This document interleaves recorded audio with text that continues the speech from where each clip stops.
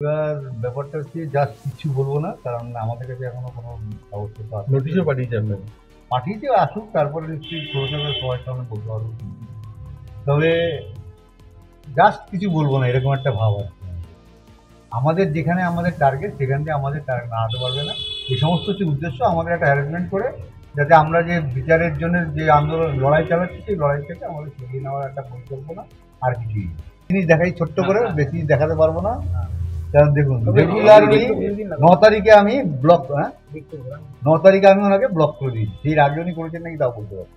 মানে আমরা যে ভুল করে যাচ্ছি, যেটা সঠিক করে যাচ্ছি, সে সমস্ত অনেক কিছু পরামর্শ দেন? পরামর্শ দেন। টাকা দেওয়ার ওপর সেসব আমার কাছে রেকর্ডিং নেই, যেহেতু হোয়াটসঅ্যাপ কল ছিল, সেই ব্যাপারে আমি কোনো কথা টাকার কথা বলেছে? সেটা বলবো না। এসব কবে এসব কথা কোনো কথা বলবো। হোয়াটসঅ্যাপ কলটা কবে এসেছে সে জানি না, এখন যেসব ভুলে গেছি এখন ট্রেনে ফালতু আবার উনি আমাদের বিরুদ্ধে যেসব কথা বলেছেন, আমাদের একমাত্র মেয়ে চলে গেছে, আমাদের চোখে জল দেখেন না, অনেক কথা বলেছেন। এটা নিয়ে আমাদের কোনো ব্যাপার নেই। ভিডিওটা দেখে ওনার বিরুদ্ধে আমি যে কোনো ব্যবস্থা নিতে পারি। উনি পাঠিয়েছেন আমাকে ওই দিনকে নবান্ন 9 আগস্টের যে ভিডিও আমাকে কি পাঠিয়েছিলেন, যে এত ডিটেলস আমি বলবো। আচ্ছা, উনি পাঠিয়েছেন? উনি পাঠিয়েছেন। 9 তারিখের পর আপনি ব্লক করেছেন? হ্যাঁ, 9 তারিখের পর আমি তারপরে ব্লক। আমি ওনার জ্ঞান আর শুনতে চাই না। সেই আগেই হয়তো উনি সব করছেন। উনি মানসিকভাবে আপনাদের উপর অত্যাচার চাচ্ছেন তাহলে, লেখা হিসাব লিখে পোস্ট করে? না না, সেরকম না। উনি আমাদের বিভিন্ন রকম ভাবে ভয় দেখাতে চাইছেন, পরামর্শ না আমাদের, আমরা যাতে এই বিভ্রান্ত করাচ্ছি। মানহানির মামলা করে আপনারা পাল্টা কোনো পদক্ষেপ? না, আমরা আদালতের নোটিশ পাবো, আদালতে দিয়ে যাবো। আমাদের এটা আইনজীবী দেখবেন, আমরা এই ব্যাপারটা দেখবো না। আইনজীবী যা করার করবেন। আমাদের কেউ কিছু থেকে সরাতে পারবে না। আমাদের সব হারিয়ে গেছে, কিন্তু বেঁচে আছি শুধু মেয়ের বিচারের জন্য। ওটাই আমাদের দৃঢ় প্রতিজ্ঞ। কোনো ভয় দেখালে কিছুই হবে না। এই বিষয়টা নিয়ে তদন্ত হোক, তারপরে উনি করেননি সেটা প্রমাণ হোক, তারপরে বলবেন আমাদের। আপনাদের কাছে প্রমাণ আছে? অবশ্যই আছে। আমরা বলবো না। এবং আমাদের সাথে উনি টাকা দিয়ে রফা করার একটা চেষ্টা করেছিলেন। উনি? হ্যাঁ, উনি কি এসেছিলেন তো আপনাদের? আসেননি, কিন্তু ফোনে কথা বলে বলেছেন ব্যাপারটা এত টাকা দিচ্ছি, ব্যাপারটা মিটিয়ে নেবেন। আমাদের চোখে জল দেখেন না, অনেক কথা বলেছেন। আমরা জাস্ট ওনার কথা গায়ে মাখাই না। ওনার মান নেই। কি করেন? এই সব মেসেজ পাঠান। ফোনে একদিন কথা বলেছিলেন, আমি বলেছিলাম এরকম লোকের ফোন ধরবে না। তারপর থেকে উনি ফোন আর ধরেন না, কিন্তু বিভিন্ন রকম মেসেজ উনি পাঠান। টাকারও অফার করেছেন, অনেক কিছু আছে। জাস্ট আমরা সেটা আমি বলবো না। আমরা ওনার কথা গায়ে মাখাই না, ওনাকে একজন মানুষ বলেই মনে করি। তো ফলে শুধু সিবিআই করলে হবে? এগুলো রাজনৈতিক শিখিয়ে দেয়া। ওনার কন্যা হারা মা, ওনার যন্ত্রণা, ওনার দুঃখ, ওনার শোক, ওনার বেদনা, সেগুলোকে রাজনৈতিকভাবে কেউ কেউ বিপথে চালিত করে দিচ্ছে।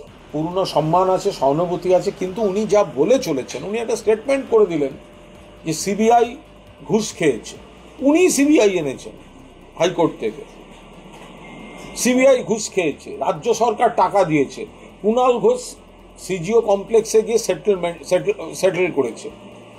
মানে এখন ওনার বুকে মেয়ের জন্য যন্ত্রণা আছে, কিন্তু ওনার মুখে যা আসবে আর ওনাকে রাজনৈতিক দলগুলো যা শেখাবে, উনি সেগুলো বলবেন। লোক, এটা তো হতে পারে না। যা মুখে আসবে, যা ইচ্ছা হবে বলে দেবেন, বা যা শেখাবে, ওনার কাঁধে বন্দুক রেখে চালাচ্ছে অন্য লোক।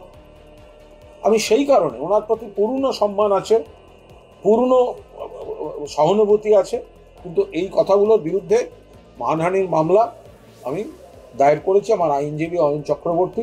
আচ্ছা, যদি কেউ একটা ভুল করেন, হ্যাঁ, আরে ন্যাড়া কবার বেলতলায় যায়, ন্যাড়া কবার বেলতলায় যায়, এই ন্যাড়া তো বারবার যায়।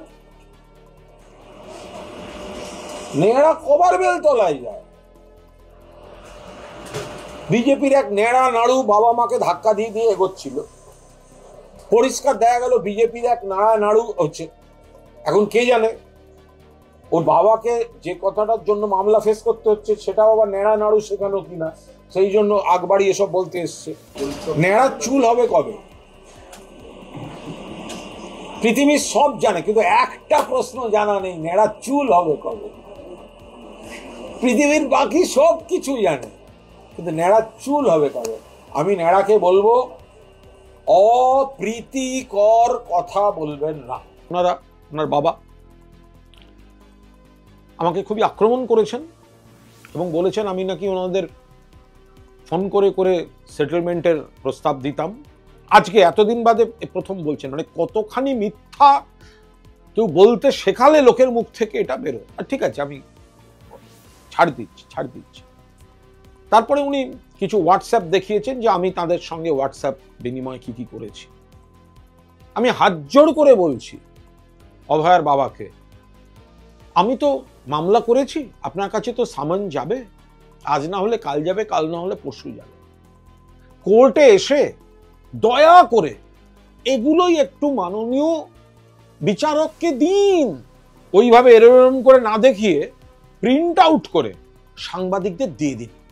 এটা নিয়ে কোনো রহস্য বাড়াবার চেষ্টা করবেন না। আমি যা যা লিখেছি, আপনার ফোনে যা আছে, আপনি বিচারককে দিয়ে দিন। মানুষ এমনি আমায় ভালোবাসেন, আমার প্রতি মানুষের আস্থা ভালোবাসা আরো বাড়বে যে কুণাল ঘোষ এগুলো লিখতে পারে, তার সেই মনটা আছে, দিয়ে দিন। আমি এগুলো 1 বছর ধরে আমার কাছে আছে, আমি দিইনি। আমি আপনার মেয়ের মৃত্যুর উপর দাঁড়িয়ে আমার ইমেজ বিল্ডিং করতে চাইনি। আপনাদের প্রতি শ্রদ্ধা সম্মান আছে, কিন্তু আপনাদের ঘিরে যে রাজনীতিটা হয়েছে, কুণাল ঘোষ সেই রাজনীতিটার প্রতিবাদ করেছে। ফলে আমি মানহানির মামলা করেছি। আপনাকে আজ না হলে কাল কোর্টে আসতে হবে। যে বা যারা আপনার কাঁধে বন্দুক রেখে আপনাকে সব শেখাচ্ছে, তৈরি হয়ে আসবেন। আমার বিরুদ্ধে যা যা ডকুমেন্ট আছে আমার এগেনস্টে এসে কোর্টে জমা দিন। অভয়ার বাবা ভালো থাকবেন, কোর্টে দেখা হবে। ফলো করুন সংবাদ প্রতিদিন ডিজিটাল।